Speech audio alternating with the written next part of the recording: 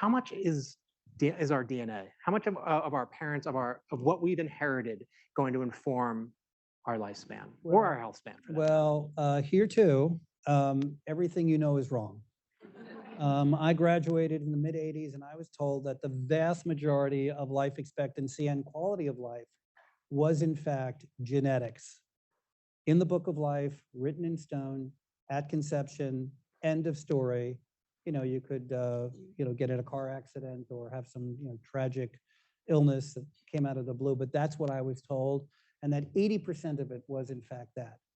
It turns out that it's probably exactly the opposite, that except for a few people, maybe one or two in this room statistically, who have a longevity gene, we'll talk about that. It turns out that environment and things that you do during life have much more impact, okay? And I'm not just talking about going to the doctor and getting your colonoscopy and your pap smear and your cholesterol.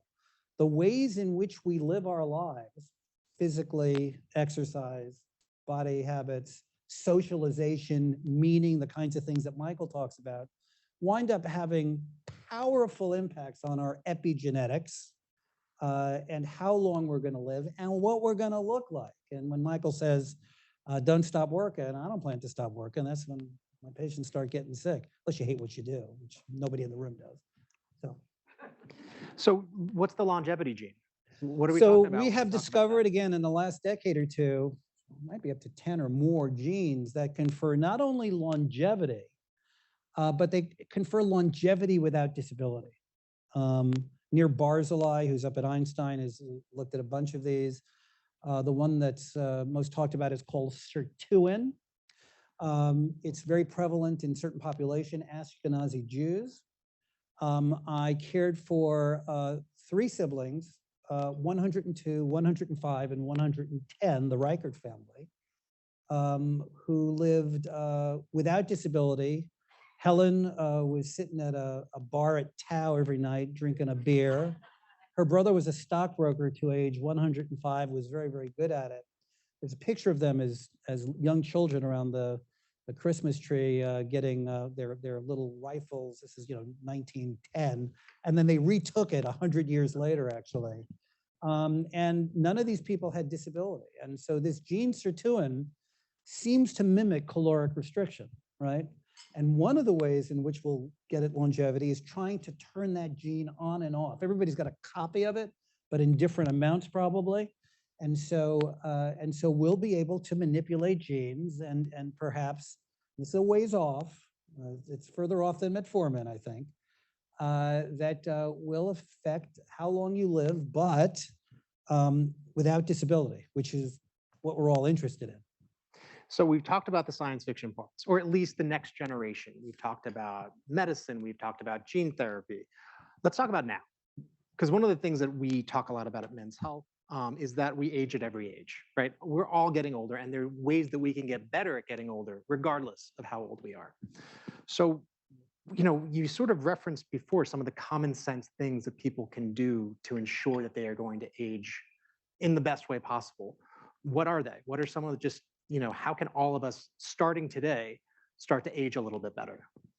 So I'm not going to be the finger-wagging internist who tells you to stop smoking and maintain ideal body weight and get your COVID shot. Get your COVID shot, please. Okay. I voted for science, not to get too political. But all of us are of a socioeconomic spectrum that we have those people, and hopefully we're doing all those things. Many of the things which occur outside the doctor's office after you leave, socialization. The data on socialization is compelling, and COVID taught us that this is real. Been a number of studies that have looked at survival from illness and levels of emotional support, for example, social support. And this is not just you have friends. This is very validated questionnaires that look at things like who do you speak to every day? Who do you call every day? Who could you call on an emergency? Who would watch your dog if you were hospitalized? And after controlling for the severity of heart attacks and strokes, those people survive in a much better way. Sort of the mirror image of some of the bereavement studies we saw in the 70s. You've heard about these studies where a bereaved person in the year after bereavement has an increased risk of death after adjusting for chronic illnesses. we've known that for 50 years. It turns out that social support is the mirror image of that. And it's cheap, it's safe, and we're learning that also it affects epigenetics. I mean, it changes the way our chromosomes work, the way smoking cessation or exercise might. So that's a good example. Can you talk a little bit about retirement? Yeah. And sort of like, because something that we talk a lot about with Michael is this idea of reimagining yourself and staying engaged, and not necessarily at the same job or career you've always had, but staying engaged, particularly cross-generationally, Yep. and just having an outlet for enthusiasm and passion.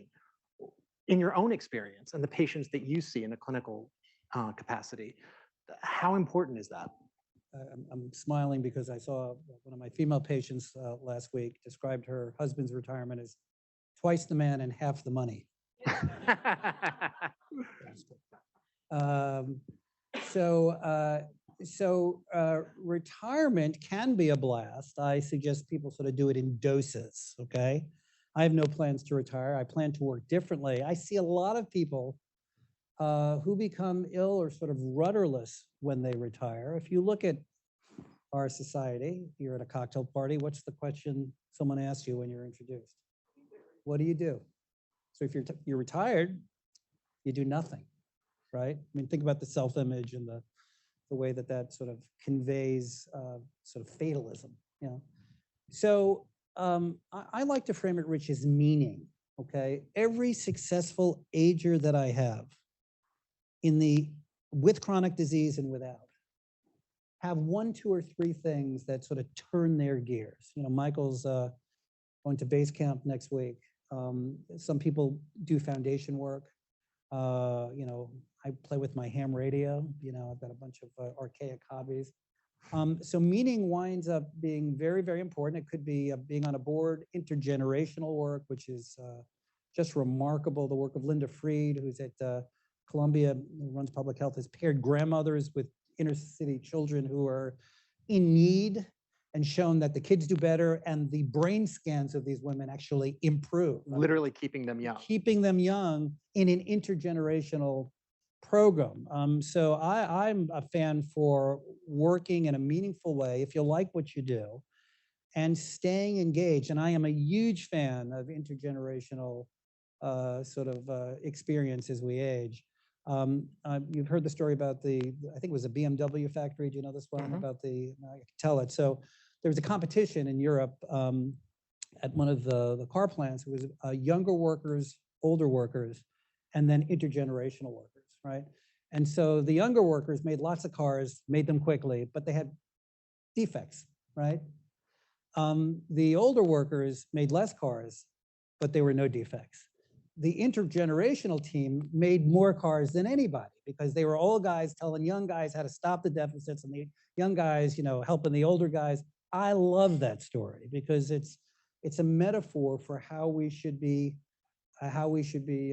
interacting. And aging provides a certain kind of freedom to speak your mind, to do what you want to do in ways that you could not before.